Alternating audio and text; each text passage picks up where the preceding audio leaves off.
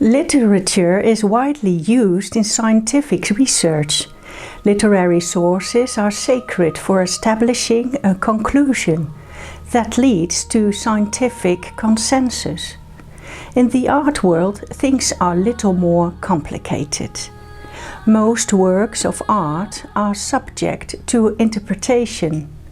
They are understood according to one's own insight and experience. Their meaning is not always immediately clear.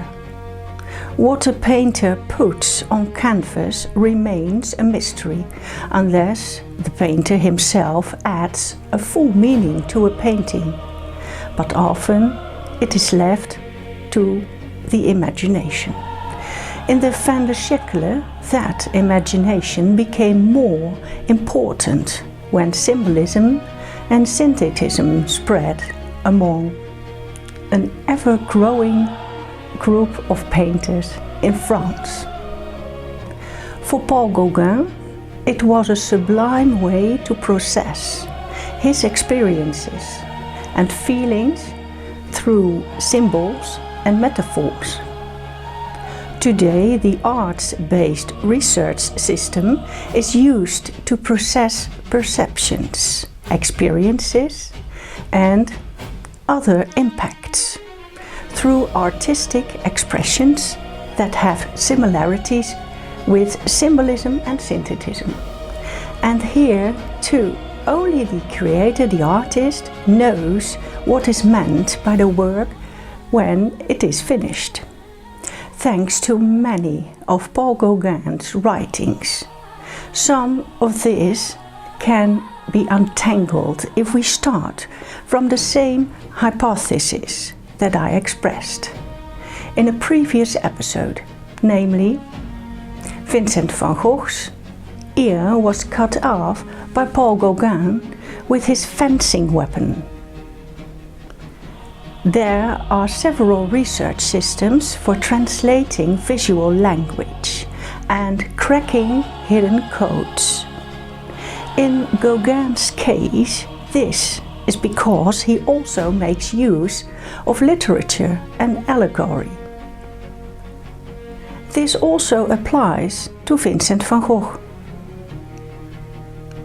But first, I will briefly explain what symbolism means, and what synthetism means, and what allegory and literature have to say. Symbolism was used in visual art, music, and literary writing. There is a reality with a line of truth that is inexplicable, consists of soul experiences, and is therefore intangible and drawn from the human unconscious. This is expressed with symbols such as shapes and colors that are meaningful. For example, a butterfly in the funeral world is a symbol that represents freedom in the afterlife, and red is the color of love, or a color referred to as martyrs' red. Synthetism is strongly likened to symbolism, but in synthetism, emotion is more prominent. The artist's feelings are central, and the expression in a work of art is not related to nature, but to the artist's own shapes and colors that relate to a state or story of the artist. The metaphor here is a strong visual language. There are artists who can only paint a tree if they imagine themselves to be that tree. Another visual language, for example, saying that someone is the sunshine in the house, or in the case of Vincent van Gogh, that the sunflower belongs to him, as he wrote in one of his letters, and as Paul Gauguin confirmed, that he is a sunflower. Van Gogh expressed this metaphor in his second series of the sunflowers, which he made for Gauguin. now that we know how their experiences, feelings and emotions were captured on canvas, it is important to know what allegory and literature do in this context and what deeper meaning they contain. Allegory refers to the deeper layer in a text or work of art. This deeper layer contains a hidden story that is being told. Allegory can best be compared to the deeper layers in fairy tales. If we look at the fairy tale Little Red Riding Hood and the Big Bad Wolf, for example, everyone who reads it learns to stay on the straight and narrow path in life and not to stray onto a side track where they might encounter a big bad wolf. This bad wolf, which is the negative meaning of this animal as a symbol, represents greed when we read Dante Alighieri's Divine Comedy, where he encounters a wolf at a cave with the text, "Abandon all hope, ye who enter here."